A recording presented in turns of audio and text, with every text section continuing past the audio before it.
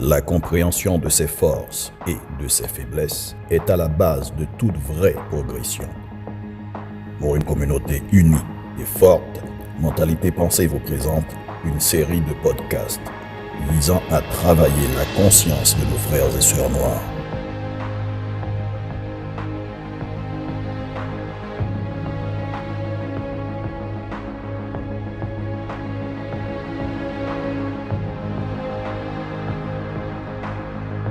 Visant à travailler la conscience de nos frères et sœurs noirs.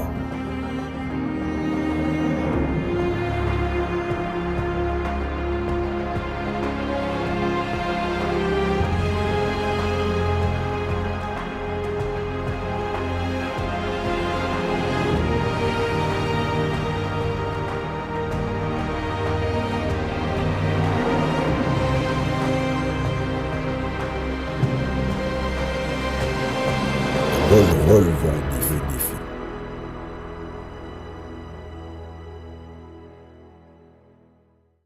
Bonjour. Ce que nous allons faire, plein de gens déjà le font. Sur Internet, il y a bien sûr plein de gens de valeur et de bonne volonté, appelés des influenceurs, qui font plein de podcasts et de lives pour essayer d'éduquer, inciter et aider les gens à améliorer leur vie. Les sujets que nous allons traiter dans nos séries de podcasts ne sont pas des sujets inconnus. Ce sont des affaires que nous connaissons déjà, que nous entendons assez souvent, mais que nous n'accordons jusque-là pas vraiment de l'importance. Des notions pourtant substantielles et fondamentales, mais qui généralement restent abstraites et qui, généralement aussi, restent seulement au niveau de l'intellect, après les avoir entendus. L'intellect se rapporte aux connaissances, à la quantité d'informations accumulées dans le mental et à la capacité de raisonner par rapport à ces informations. L'intellect a une vue partielle de la réalité. Il participe toutefois à l'intelligence. L'intellect, c'est quand on dit « je sais des choses, je connais des choses ». L'intellect est donc une simple accumulation d'informations venant des autres, venant du dehors, et qui sont mémorisées. L'intelligence, elle, est la capacité de répondre à une situation spontanément, dans l'instant présent. La capacité d'aller au-delà, la capacité d'avoir une vue globale d'une situation, d'une réalité. Ce qui fait que dans chaque situation, on peut être intelligent ou ne pas l'être. L'intelligence, c'est une vision pénétrante. C'est une faculté de perception et de discernement qui permet de voir différemment, sans conditionnement, au-delà des traditions, au-delà des coutumes, au-delà des doctrines, au-delà des dogmes et au-delà de l'intellect. Notre but donc est vraiment de faire appel à votre intelligence. Notre but avec nos séries de podcasts est vraiment d'aller au-delà de l'intellect, au-delà du simple fait d'entendre les intervenants parler, mais d'activement toucher l'écoute, de toucher la conscience des gens qui vont les écouter. Il y a une nette différence entre entendre et écouter. Écouter, c'est là que ça se passe. C'est vraiment là qu'on commence à vraiment comprendre, à prendre conscience et à vouloir agir concrètement pour le mieux. Face au grand flot d'informations, de distractions de toutes sortes, complètement accaparantes et captivantes des réseaux sociaux et des médias, nous espérons que nous serons vraiment à la hauteur de l'objectif visé pour une communauté unie et forte. Au fil des séances, chaque séance durera environ 1 heure, nous aurons divers intervenants de diverses nationalités noires et des experts noirs en neurosciences, économie, psychologie, PNL, croissance personnelle, historiens, etc. Et chaque séance se déroulera autour d'un thème spécifique. Nous vous demandons donc de vous abonner à notre chaîne YouTube pour être informé de la disponibilité de chaque nouvelle séance. Et nous vous demandons de rejoindre la communauté Noir Plus sur Facebook en cliquant sur le lien. Nous sommes et resterons ouverts à toute suggestion, commentaire ou critique constructive dans le respect.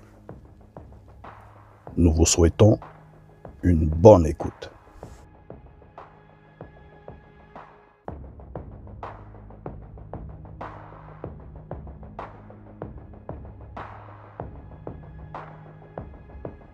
Bonjour, bienvenue à notre 9e podcast éducatif de haute importance pour la communauté noire en rapport avec le projet Communauté Noire Plus.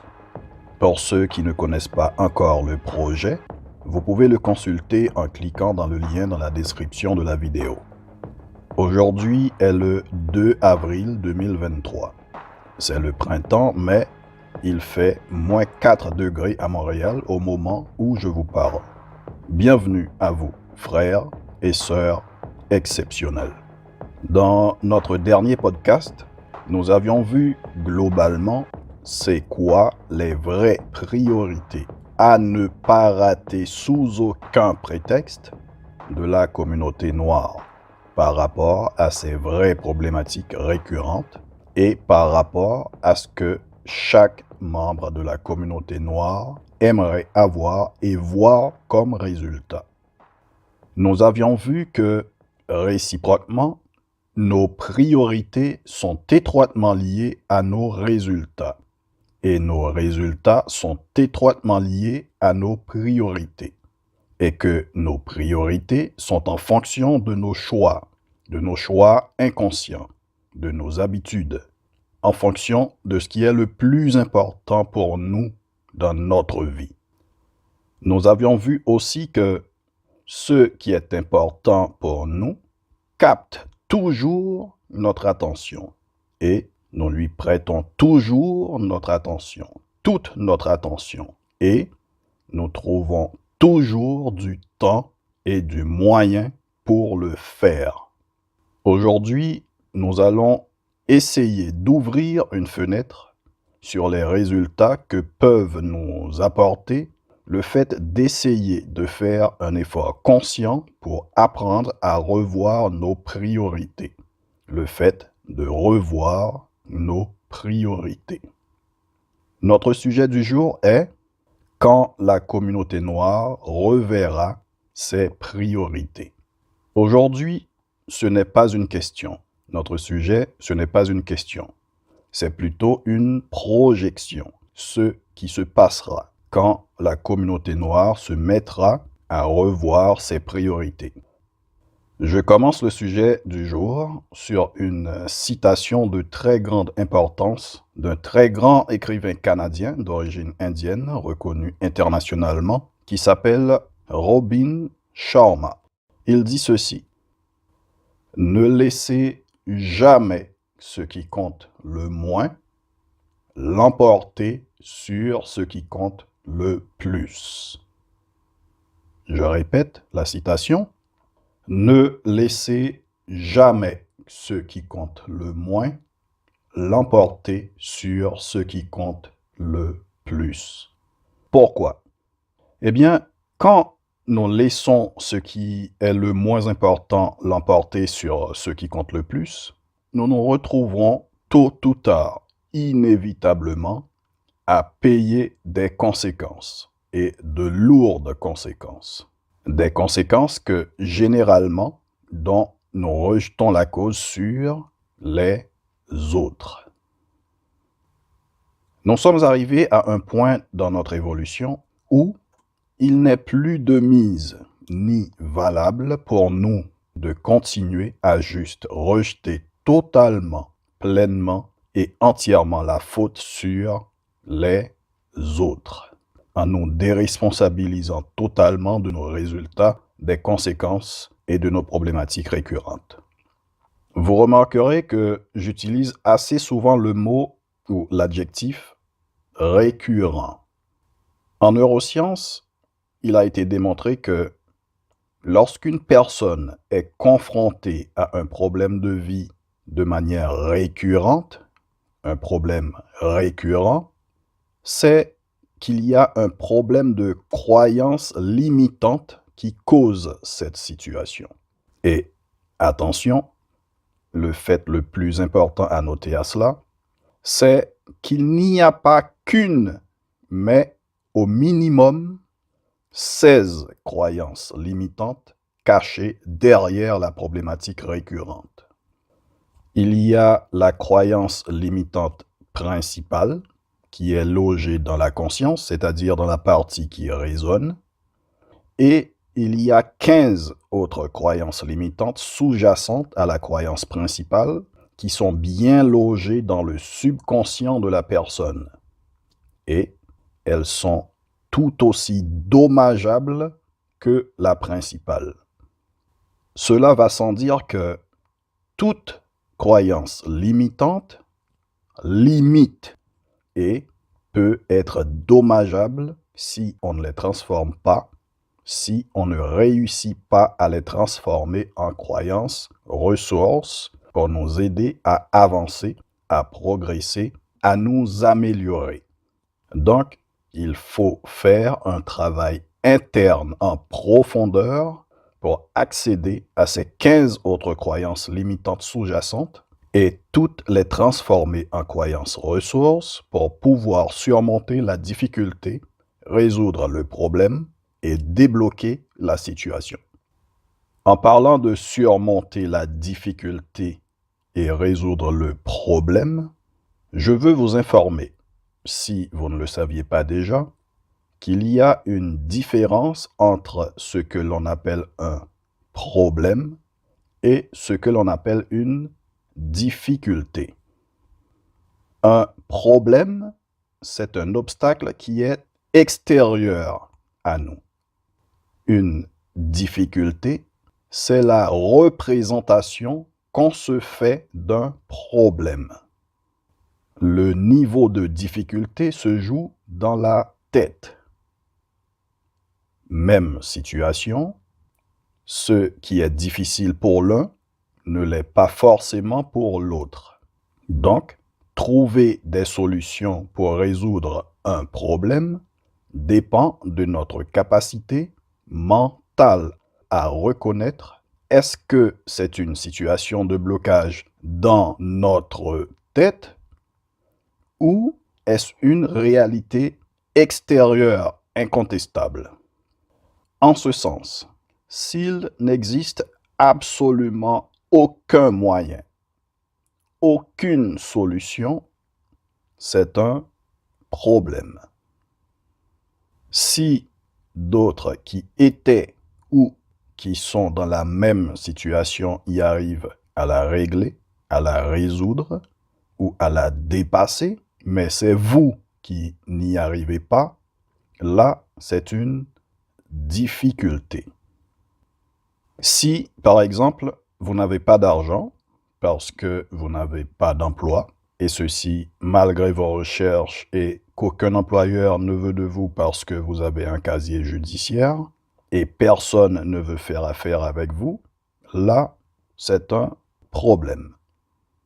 Si vous avez des difficultés financières malgré votre emploi et votre salaire raisonnable, alors que d'autres avec le même salaire et la même situation que vous réussissent à épargner et à vivre adéquatement, là, c'est une difficulté. J'espère que mon explication a été assez claire pour vous en ce sens. Tout ce qu'on fait et qu'on ne fait pas dans la vie, c'est parce que nous avions appris à le faire ou à ne pas le faire. Nous avions appris à prioriser certaines choses et à faire des choix conscients ou inconscients par prédisposition ou par influence.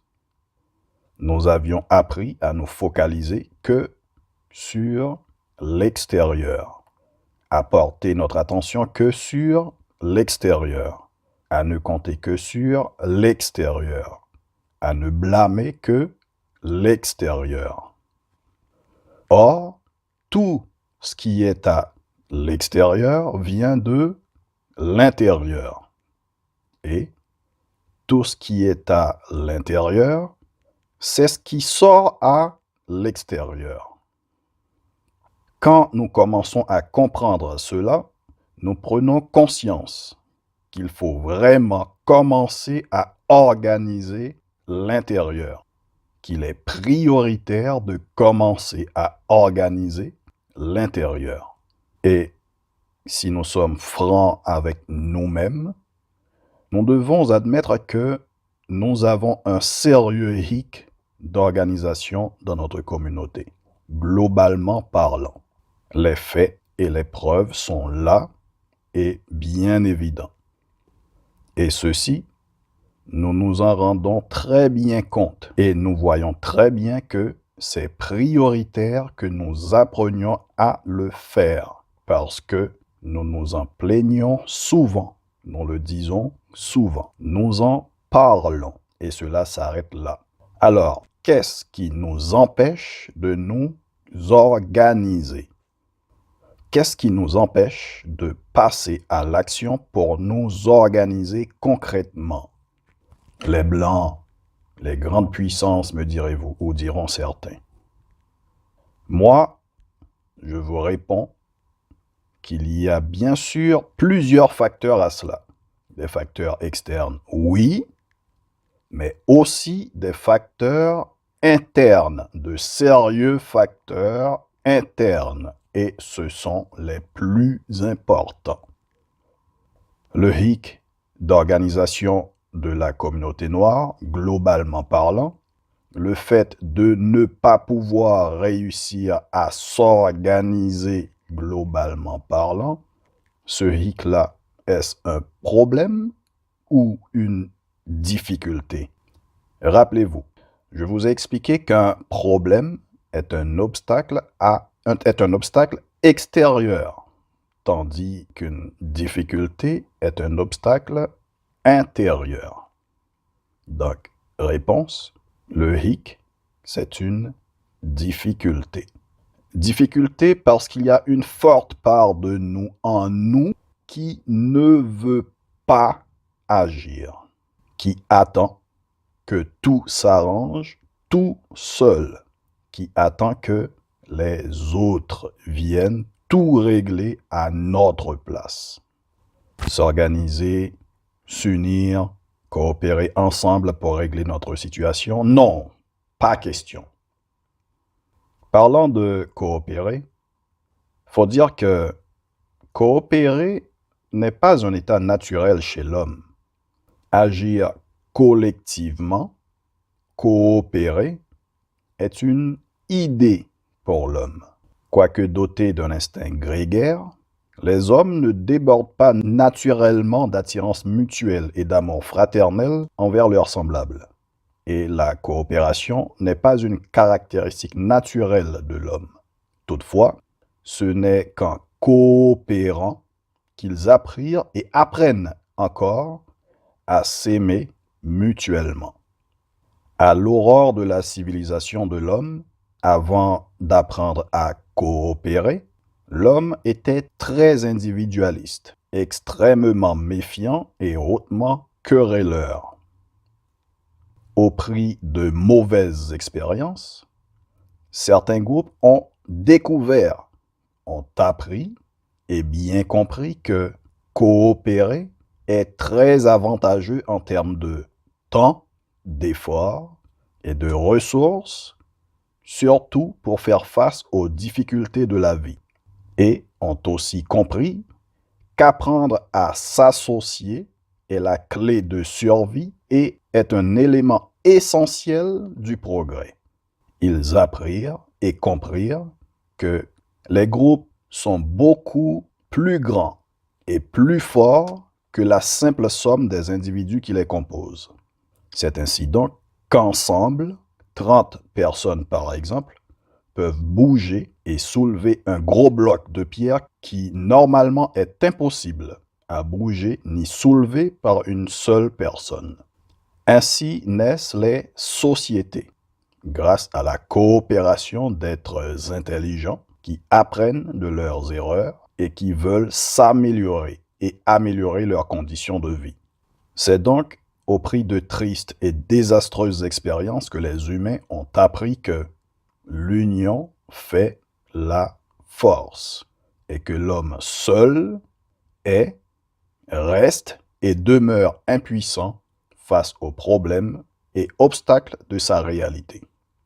Apprendre à s'organiser ensemble, à s'associer, à coopérer est donc le résultat d'un progrès mental. Apprendre à tirer des leçons de ses erreurs pour s'améliorer, évoluer et avancer est le résultat d'un progrès mental. Ainsi donc, les peuples qui s'organisent et ce faisant obtiennent de meilleurs résultats dans leur société et progressent davantage, créent ainsi une société plus avancée, supérieure en fonctionnement, comparativement à ceux qui restent et s'obstinent à rester individualistes, divisés et désorganisés.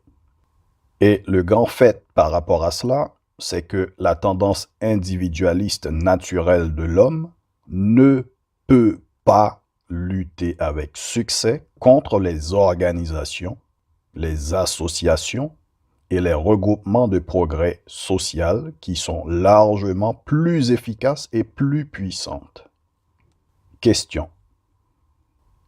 La communauté noire n'a-t-elle pas subi assez de mauvaises, de tristes et de désastreuses expériences jusque-là, qui fait que jusqu'à présent, nous n'arrivons toujours pas, malgré tout, à nous organiser comme il faut?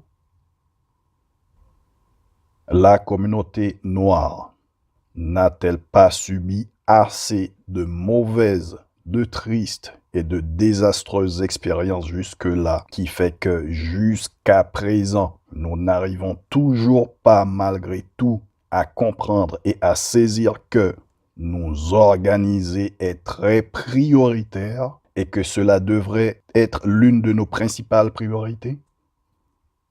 Si apprendre à s'organiser est vraiment le résultat d'un progrès mental, la communauté noire, avons-nous globalement progressé mentalement jusque-là? Pourquoi l'Afrique est-elle encore désunie? Canada est devenu grand par une unification. Les États-Unis est devenu grand par une unification, pour ne citer que ces deux-là. Tout un continent comptant environ ou plus, je ne sais pas, mais d'après le chiffre que j'ai sur Google, tout un continent comptant environ 1,3 milliard d'habitants, tenus en basse estime, qui s'obstinent à avoir l'autorisation des autres pour s'organiser, pour s'unir, pour se renforcer. Je parle bien sûr de l'Afrique. Je suis haïtien, mais tout le monde sait que les Haïtiens sont d'origine de l'Afrique. Tout le monde répète que l'union fait la force. Je répète, tout un continent comptant 1,3 milliard d'habitants tenus en basse estime qui s'obstinent à avoir l'autorisation des autres pour s'organiser, pour s'unir, pour se renforcer. Et tout le monde répète que l'union fait la force. C'est de l'ironie.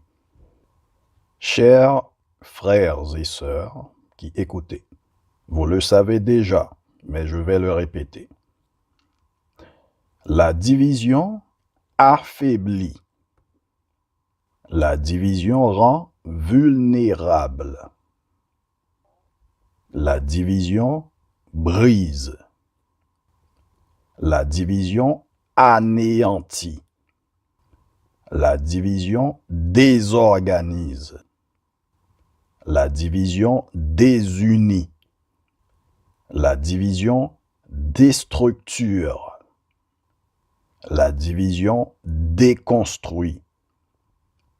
La division détruit. C'était un rappel. Vous le savez déjà. En ce sens, je me rappelle que parlant à une de mes connaissances de l'importance de s'unir pour devenir plus fort, il m'a répondu que on a appris à être fort tout seul. Je pense qu'il n'a encore rien compris. Et je pense aussi que c'est ce que la majorité d'entre nous pensons qui cause notre retard. Sachez que ce qui est uni est renforcé.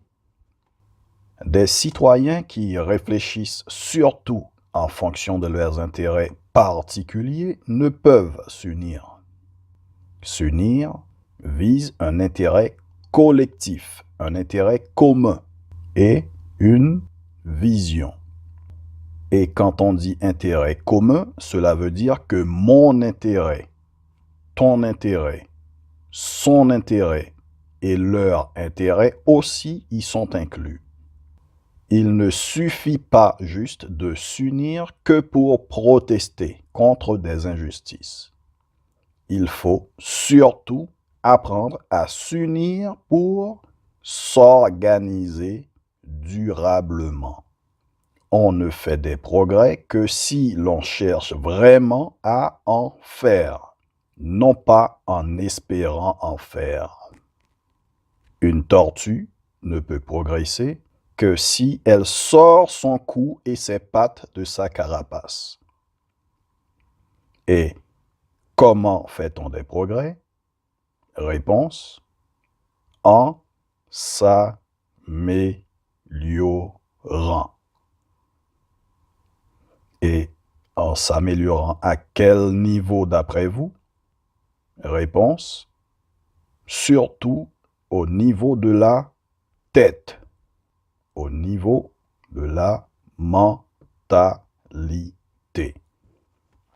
Chers frères et sœurs qui écoutez, nos points forts ne se développent pas à l'extérieur de nous, mais dans notre tête. Nos points faibles ne se développent pas à l'extérieur de nous, mais dans notre tête. L'autre question maintenant est-ce que la communauté noire, globalement parlant, a vraiment envie et manifeste vraiment une quelconque envie de redorer son blason, d'améliorer et de rehausser sa situation? Albert Einstein a dit: aucun problème ne peut être résolu sans changer le niveau de conscience qu'il a engendré. Je vous avais déjà répété cette citation, je ne me rappelle pas dans quel podcast auparavant. Le niveau de conscience.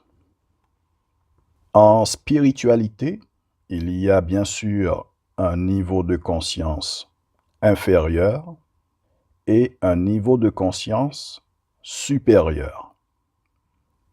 En fonctionnant qu'avec et étant bloqué dans le niveau de conscience inférieur, on se retrouve focalisé uniquement sur la sécurité, c'est-à-dire le matérialisme, sur les sensations, c'est-à-dire le plaisir des sens, et sur le pouvoir, un niveau de conscience égoïste. Dans ce niveau de conscience, on ne voit et n'est motivé que par et pour notre seul, unique propre bien et intérêt personnel.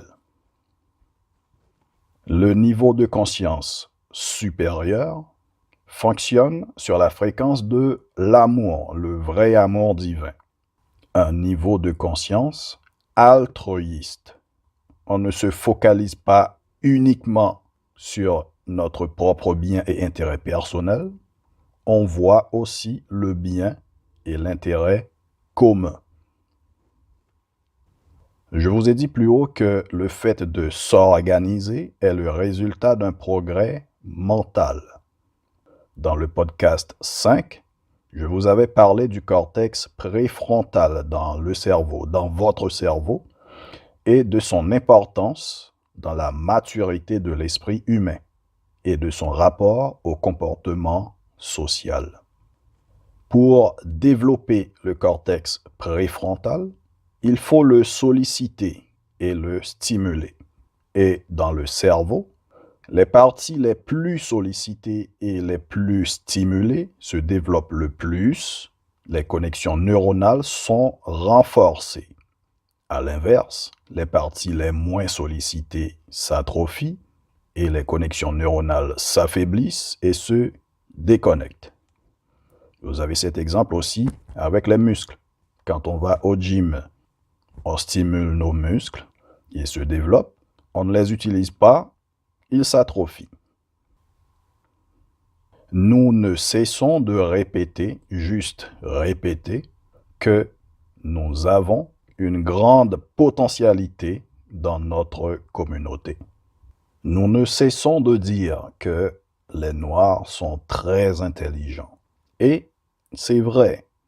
Cependant, quoique les facultés intellectuelles d'une personne soient intactes, à savoir l'attention, la perception, la mémoire, le langage, quoique la personne soit intelligente, quand son cortex préfrontal est sous-utilisé et se retrouve atrophié, il se développe chez cette personne un grave problème de sens moral qui fait que cette personne ne respecte plus rien, elle profère des insanités, elle prend des décisions déraisonnables, absurdes, insensées, elle devient incapable de prévoir quoi que ce soit, ni de considérer les conséquences de ses actes, elle perd tout jugement. À la lumière de ces explications, faites votre propre observation et voyez et constatez par vous-même. Frères et sœurs noirs qui dites vouloir progresser et augmenter sa valeur, attention à vos priorités par rapport à vos objectifs. Attention à la manière dont vous consommez les médias sociaux. Attention à la manière dont ils vous font utiliser votre cerveau à notre époque. Quand la communauté noire reverra ses priorités, la communauté noire choisira vraiment de s'organiser et s'organisera. Quand la communauté noire reverra ses priorités, la communauté noire comprendra vraiment qu'elle peut résoudre en interne ses problématiques sans tout le temps attendre la permission et attendre l'aide salvatrice illusoire des voisins et des étrangers en ce sens.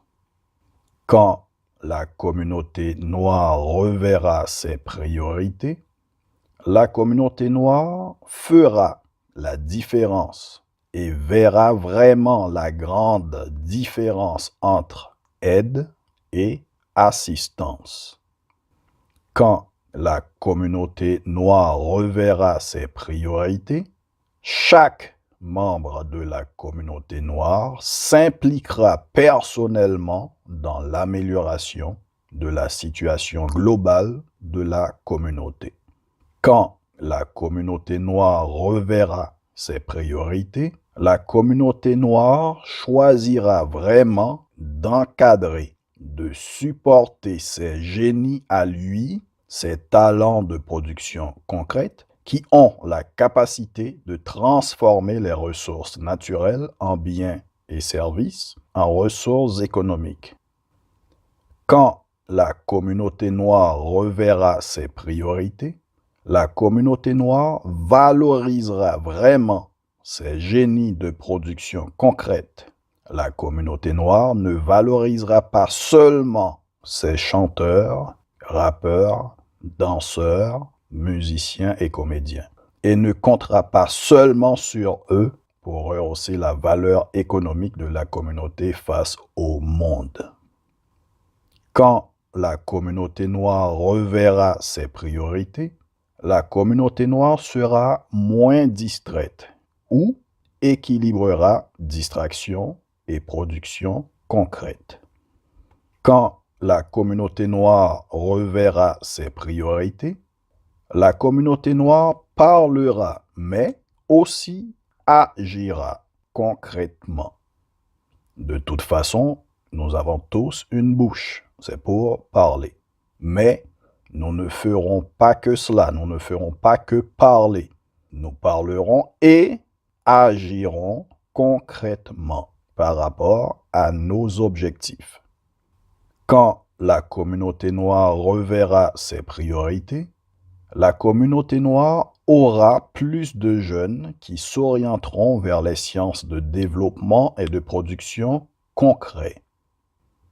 Quand la communauté noire reverra ses priorités, la communauté noire aura aussi ses propres excellents scientifiques qui produiront concrètement aussi bien et même plus bien que les autres. Quand la communauté noire reverra ses priorités, la communauté noire comprendra vraiment que nos politiciens ne deviennent pas corrompus quand ils arrivent au pouvoir, mais qu'ils sont justement le reflet de la conscience collective de notre communauté à la base.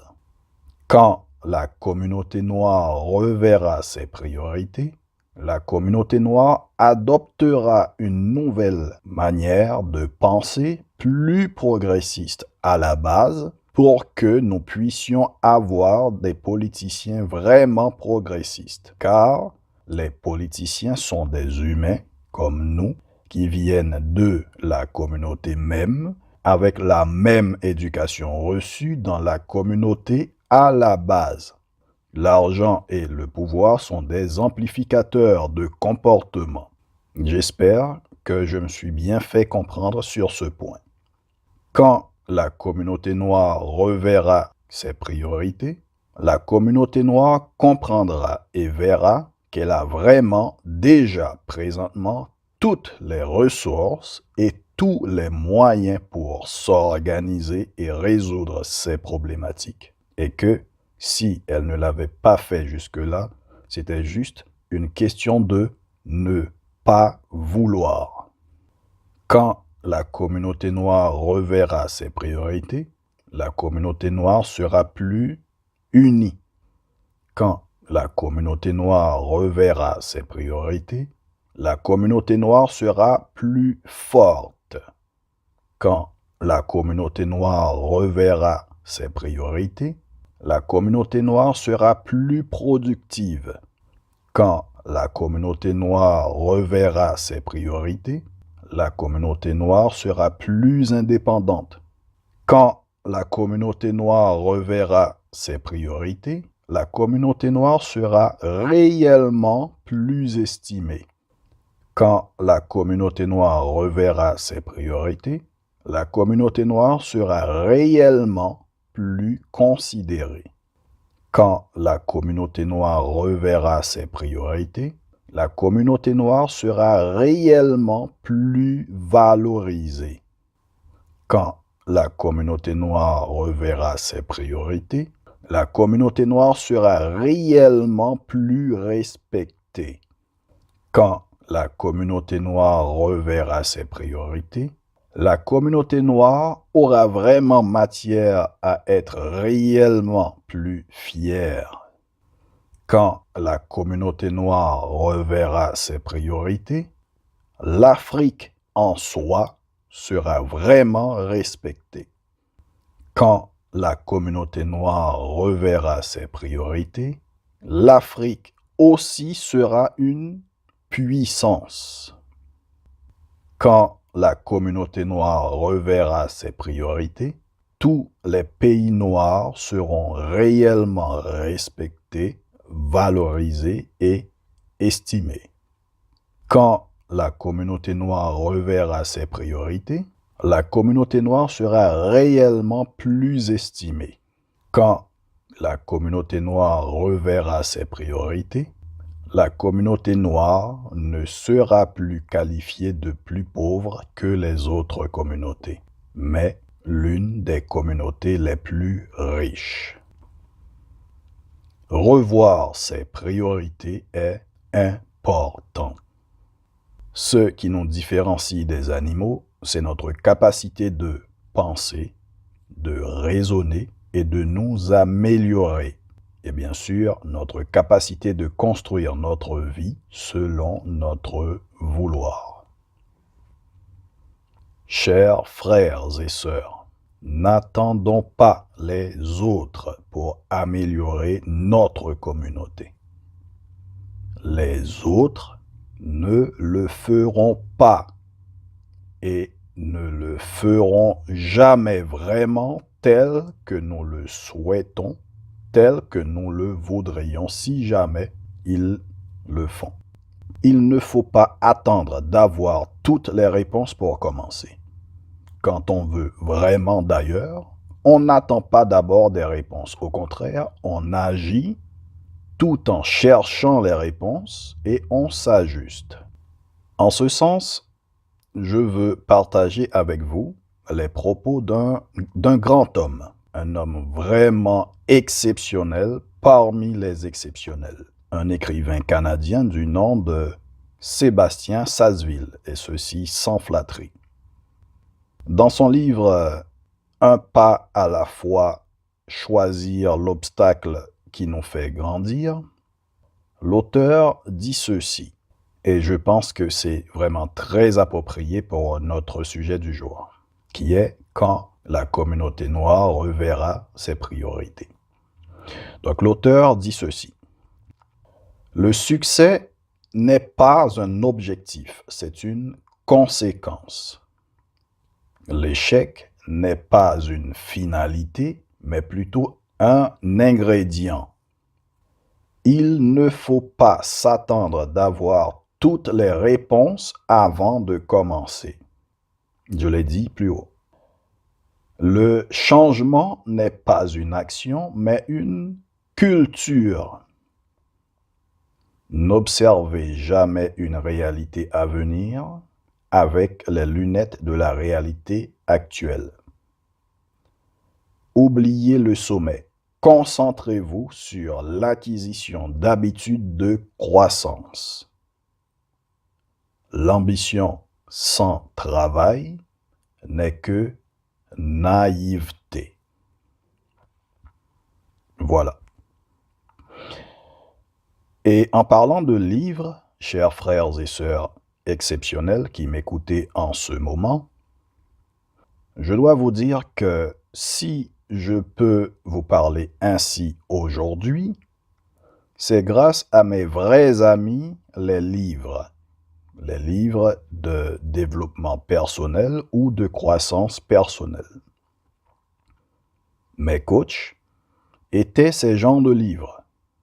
Grâce à ce que j'ai appris dans ces genres de livres, j'ai pu grandir dans des environnements difficiles, passer au travers de certaines influences, qui n'étaient pas forcément de bonnes influences.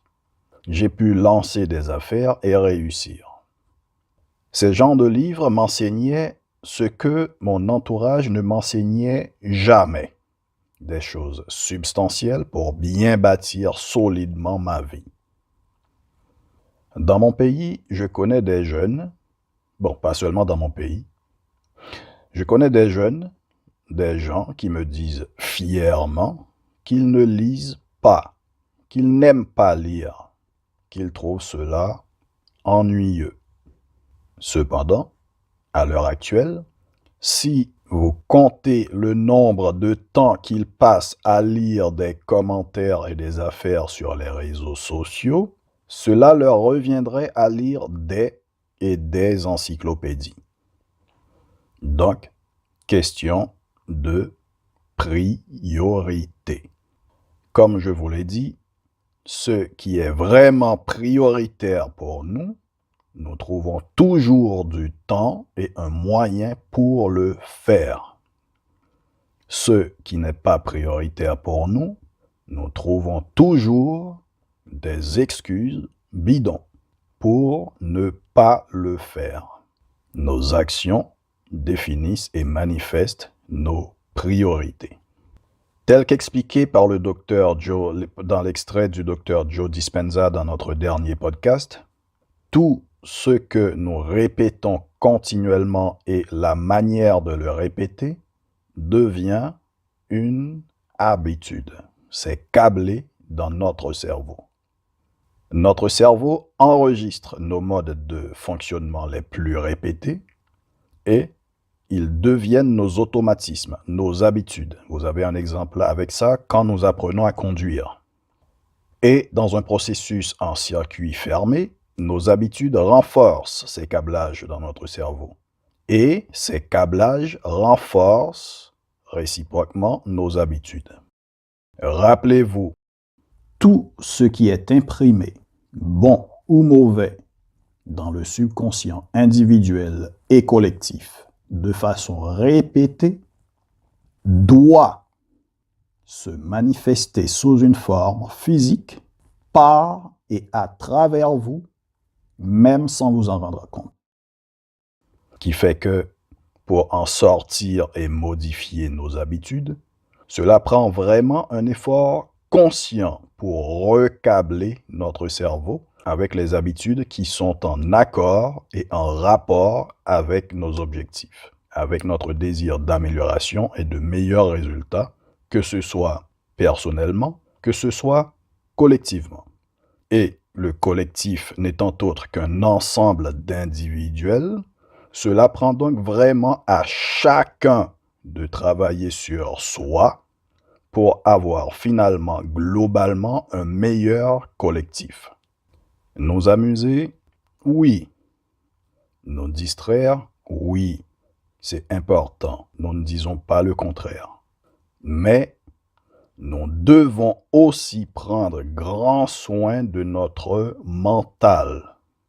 Chers frères et sœurs noirs, notre culture ne peut pas se résumer juste à la musique et à la danse par rapport à notre soi-disant désir ou objectif de développement économique de nos pays respectifs. Si notre objectif n'est autre que musique et danse, divertissement et distraction, alors là, nous sommes en adéquation avec notre objectif et nous avons atteint notre objectif.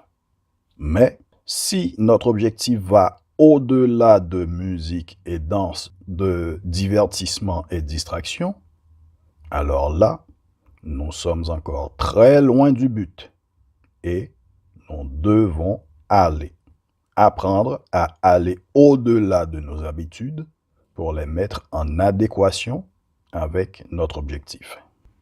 Savez-vous combien de programmes secrets, combien de millions et des millions de dollars qui sont dépensés en recherche sur l'étude de l'esprit humain et les moyens de contrôle de l'esprit et du comportement humain? Non, vous ne le savez pas. Mais les informations sont là. Ces informations sortent des dossiers déclassifiés des gouvernements. Et d'après vous, pourquoi toutes ces dépenses de telles sommes d'argent en ce sens?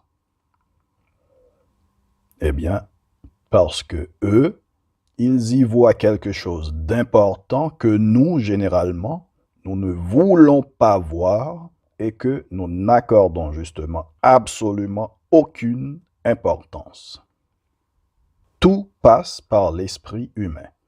Toute réalisation, tout résultat passe par l'esprit humain. Tout passe par le mental. Telle est la tête de l'homme, tel est l'homme. Tel vit l'homme, tel agit l'homme, tel parle l'homme. Quand quelque chose est vraiment important pour nous, nous en prenons soin Nous en prenons grand soin, nous en prenons précieusement soin. Quand nous prenons soin, nous apprenons à prendre soin de notre tête, c'est-à-dire de notre mental, aussi bien que comme nous avons l'habitude de prendre précieusement soin de nos voitures, de nos bijoux, de nos vêtements, bref, de nos biens matériels précieux pour nous, quand nous décidons de prendre soin autant de notre tête, nous pensons plus clairement, nous voyons mieux la vie, nous faisons de meilleurs choix dans la vie et nous obtiendrons de meilleurs et de vrais résultats concrets dans la vie par rapport à ceux qui ne le font pas.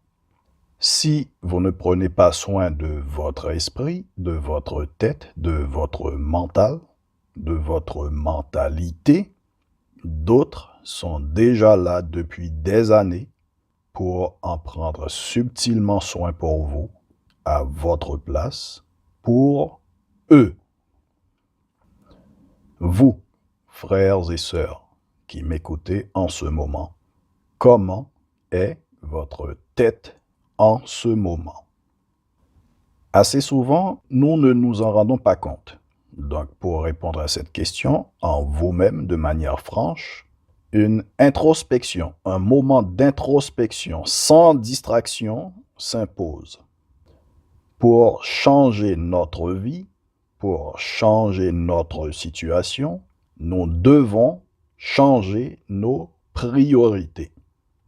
Et nos priorités étant un processus qui se passe en interne, ce n'est pas quelque chose d'extérieur à nous. Cela se travaille donc dans notre tête, dans notre mental, dans notre mentalité. Pour qui prétend vouloir progresser dans la vie, travailler sur soi, apprendre à travailler sur soi ne doit pas être superflu. C'est un passage obligé. C'est le passage, le seul passage pour avoir les résultats escomptés. À l'heure actuelle, l'intérieur n'a aucune importance pour les gens. Bon, pour la majorité des gens. Il y a toujours quand même des exceptions. Ils trouvent cela vieux jeu. Cependant, ce sont ces gens-là qui sont les plus stressés et les plus vides intérieurement dans la vie, malgré les apparences. Assez souvent, ils vous diront qu'ils n'ont pas le temps ou qu'ils auront le temps. Quand nous avons un objectif, je dis bien un objectif bien défini, pas un fantasme. Quand nous avons un objectif clair, nous trouvons toujours du temps et un moyen pour travailler dessus. Si la communauté noire veut vraiment rehausser globalement son respect et sa valeur aux yeux du monde et s'en fait un objectif, la communauté noire trouvera le temps et les moyens pour travailler dessus et obtenir les résultats escomptés. Ce n'est pas encore fait parce que ce n'est pas encore notre priorité, ce n'est pas encore notre objectif. Ce n'est que jusque-là qu'un fantasme. On ne fait que parler d'un fantasme. C'est abstrait. On agit pour atteindre un objectif bien défini. C'est concret. C'est important que l'objectif soit bien défini, sinon il restera en stade fantasme. Et un objectif flou mène à une connerie précise. En ce sens, je termine notre podcast d'aujourd'hui avec une citation de Gilles Le Gardinier, un écrivain français. Sa citation dit ceci: « On se dit qu'on a le temps, que les choses viendront quand ce sera le bon moment. Mais quand ta vie devient un compte à rebours, tu réfléchis différemment. Tout est remis en perspective et, devant l'urgence, les priorités changent. » Fin de citation. Je vous souhaite et je vous recommande vivement, chers frères et sœurs exceptionnels qui écoutez, de prendre du temps pour revoir vos priorités et comparez-les à vos objectifs et votre situation de vie actuelle. Ceci vous permettra de voir si vraiment vous cultivez un état d'esprit de croissance en accord et en rapport à vos objectifs de vie. Je vous parie que vous serez surpris et que vous déciderez vraiment de revoir, de réajuster vos priorités pour votre bien, pour le bien de votre famille et bien sûr pour le bien de votre communauté, pour une communauté noire unie et forte. Merci d'avoir écouté. Rendez-vous au prochain podcast. Et rappelez-vous ces deux systèmes-là, votre striatum et votre système d'activation réticulaire. Merci. Rendez-vous au prochain podcast.